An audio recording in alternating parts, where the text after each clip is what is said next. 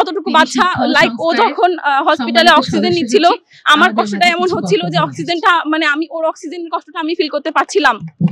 মানে এটা খুবই হৃদয় বিদারক। বাংলাদেশে বাস করে বহুবার স্বাধীন হয়েছি কিন্তু সভ্য হতে পারি নাই। আর তৃতীয় শ্রেণীর বাচ্চা যেখানে রেহাই পায় নাই আমরা সেখানে কিভাবে রেহাই পাবো? একটি অনিরাপত্তাহীন ভাবে চলাফেরা করতেছি, একটি নিরাপত্তাহীন বাংলাদেশে আছি। নারীরা সবসময় নিরাপত্তা পাক। আমি অলরেডি আমার ভাষা হারিয়ে ফেলেছি, কথা বলতে পারছি না। আমি একটি নিরাপদ বাংলাদেশ কামনা করি। আজকে আমি তো বলতেই চাইবো যে তারা কোথায়, যে আপুরা সবসময় বলে যে নারীবাদী আমরা, তারা কোথায়, তারা কই? আমরা এটা দেখতে চাই যে পাশে দাঁড়াচ্ছেন না কেন আপনারা? এখন নারী দিবস নামে আছে কিন্তু কাজের আমরা প্রতিফলন দেখতে পাইনি। কিন্তু আমরা আশাবাদী যে এবার জড়িয়ে থাকে তার ভাবনায় নারী জাগরণ, নারীদের সহযোগিতা, নারীদের ভাই সে এখনো ঢাকা মেডিকেলে কাটাচ্ছে। তার বিষয়টা এত খারাপ লাগছে যে দেশবাসীও এটা নিয়ে অনেকটা মানে কষ্ট পাচ্ছে। আমরা চাই যে যারা ধর্ষক আছে তাদের একটা সাজা হোক। ধর্ষকের একমাত্র শাস্তি হচ্ছে মৃত্যু। ধর্ষকের বিচার না হওয়া পর্যন্ত যেন কোনো কিছু ঠিক না হয়, এটাই আমরা চাই। পাশাপাশি নারীদের নিয়ে যেন আরো অনেক কিছু ভাবা হয় যাতে নারীরা সার্বিকভাবে নিরাপত্তা পায়, সেটাই আমার প্রত্যাশা। এই দেখেন যে বারবার ঘুরে ফিরে নারীদের চলাফেরা এবং পোশাক এই জিনিসটা নিয়ে বারবার উঠে আসে। আমি মনে করি যে শুধুমাত্র এটা বললেই হবে না, কারণ রিসেন্ট আরেকটা ঘটনা আপনারা জানেন যে ওর নাগরিক একটা কাণ্ড ঘটে গিয়েছে। এখন সেটাতে তারপরও কিন্তু ছেলেটাকে ছাড়িয়ে আনা হয়েছে, একদল নিয়ে তাকে ছাড়িয়ে এনেছে। কিন্তু শিশুদের ধর্ষণ হয়েছে, শিশুটার কি দোষ ছিল? তার তো কোনো পোশাকের কোনো ব্যাপার ছিল না। সেই ক্ষেত্রে কিন্তু আমরা তার প্রতিফলন দেখতে পাইনি। তাই আমি বলতে চাই যে নারী ছোট বড় নির্বিশেষে সবার ক্ষেত্রে সমানভাবে দেখা হয় এবং আমাদের প্রত্যাশা নিজেদের সংযোগ নারীদের ক্ষেত্রে আঙুল তুললে হবে না।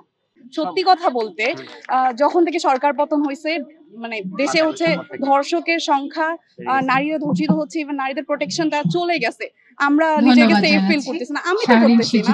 এন্ড সেকেন্ডলি যে মাগুরার শিশুটার ঘটনা আমাদের কি দেখতেছি সব জায়গায় শুধু শিশুটার ছবি প্রচার করা হচ্ছে, কিন্তু এটা কি উচিত? আমার তো মনে হয় যে শিশুটার আগে ধর্ষকের ছবিটা বেশি প্রচার করা উচিত, কিন্তু এটা করা হচ্ছে না।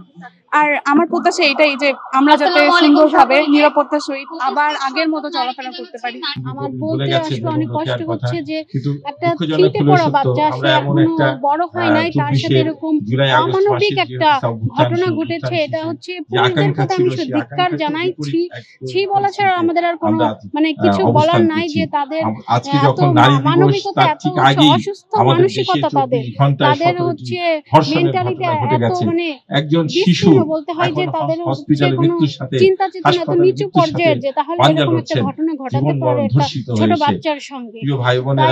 এইরকম একটা পরিস্থিতিতে আজকে আমরা যখন যে নারীর কথা বলতে যদি সঠিকভাবে আইন প্রণয়ন না করে, বাস্তবায়ন না করে, তাহলে হচ্ছে আমাদের নারীদের প্রতি এই হচ্ছে বৈষম্য থেকে যাবে।